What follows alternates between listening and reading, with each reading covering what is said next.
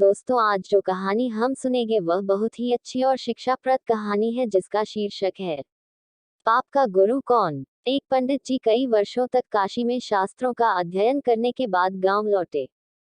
पूरे गांव में उनकी प्रशंसा होने लगी कि काशी से शिक्षित होकर आए हैं और धर्म से जुड़े किसी भी पहेली को सुलझा सकते हैं। प्रशंसा सुनकर एक किसान उनके पास आया और उसने प्रश्न पूछा, पंडित जी आप हमें ये बताएं कि पाप का गुरु कौन है। प्रश्न सुनकर पंडित जी हवाएं उड़ गई। अपनी पोथी के पन्ने पलटने लगे। जवाब मिला नहीं। उन्होंने धर्म व आध्यात्मिक गुरु तो सुने थे, लेकिन पाप का भी गुरु होता है, यह उनकी समझ और ज्ञान के बाहर था। पंडित जी को लगा कि उनका अध्ययन अभी अधूरा है। वह फिर काशी लौटे। अनेक गुरुओं से मिले लेकिन उन्हें किसान के सवाल का जवाब नहीं मिला। अचानक एक दिन पंडित जी की मुलाकात एक वेश्या से हुई। उसने पंडित जी से परेशानी का कारण पूछा, तो उन्होंने अपनी समस्या बता दी। वेश्या बोली, पंडित जी, इसका उत्तर है तो बहुत सरल है, लेकिन उत्तर पाने के लिए आपको कुछ दिन मेरे पड़ोस में रहना होगा। पंडित जी इस ज्ञान के लिए ही तो भटक रहे थे। पंडित जी ने तुरंत हाँ भर दी। वेश्या ने अपने पास ही उनके रहने की अलग से व्यवस्था कर दी। पंडित जी इतने नियम के पक्के कि किसी के हाथ का बना खाना नहीं खाते थे। अपने नियम आचार और धर्म परंपरा के कट्टर अनुयायी थे।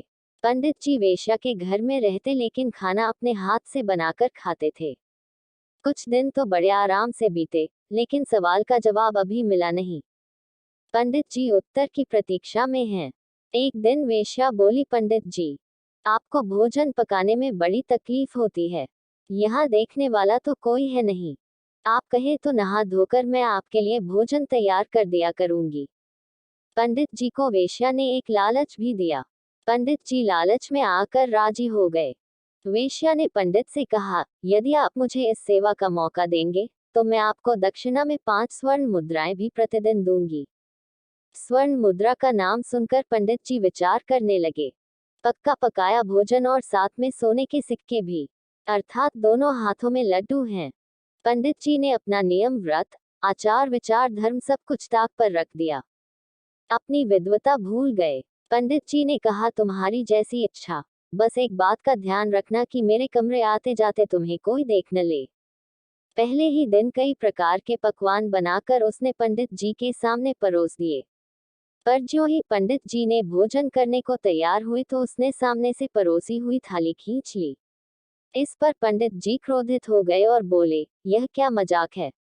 वेश्या ने कहा, यह मजाक नहीं है पंडित जी, ये तो आपके प्रश्न का उत्तर है।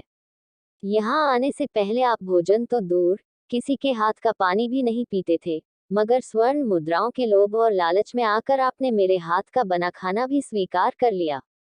हे गुरुवर पंडित जी, ये लोभ ही पाप का गुरु है। पाप का गुरु कौन है?